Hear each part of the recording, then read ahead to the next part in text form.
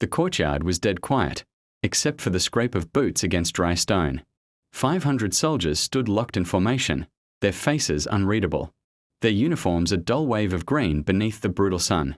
And right in the center stood a young officer, a woman, steady-eyed, staring down a colonel twice her age. His words had already cut deep, sharp enough to bleed without ever drawing a blade. But then, he lunged. His polished boot rose, aiming straight for her. The entire camp seemed to freeze. White right pointing backhand index before I tell you what happened next. Let me know in the comments where you're tuning in from. I love knowing who's out there listening. She hadn't expected things to go this far. Just hours ago, all she'd wanted was to prove herself, to show she belonged in the ranks. That her place wasn't handed to her, it was earned. But the colonel? He mocked her, tore her down with every word. To him, she wasn't a soldier. She was a mistake. He thought humiliation would break her. He was wrong. The soldiers shifted uneasily, the scrape of leather and steel echoing like whispers. Her throat tightened, shame pressing against her skin. And then, something inside her shifted. Not anger, not rage, but clarity. She wasn't going to bend. She wasn't going to back down. His leg lashed toward her. Time slowed.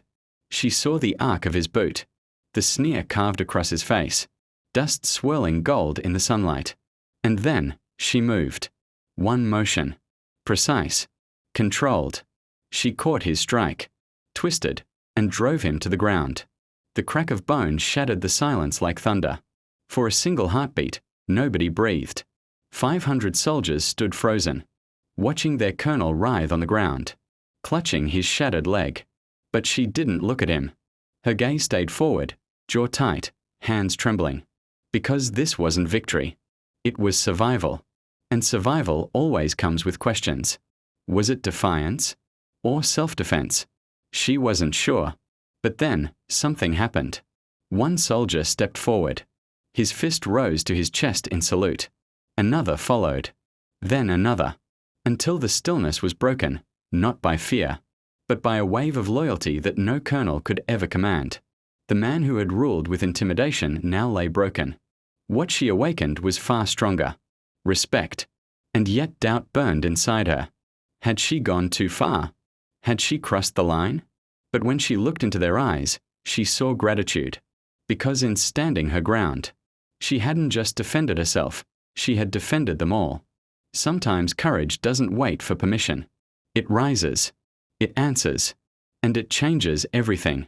The courtyard that began with silence ended with something far louder, an unshakable belief. That one act of courage, one voice that refuses to bow, can shift the ground beneath 500 soldiers. White right pointing backhand index if this story hit you. Drop your thoughts in the comments.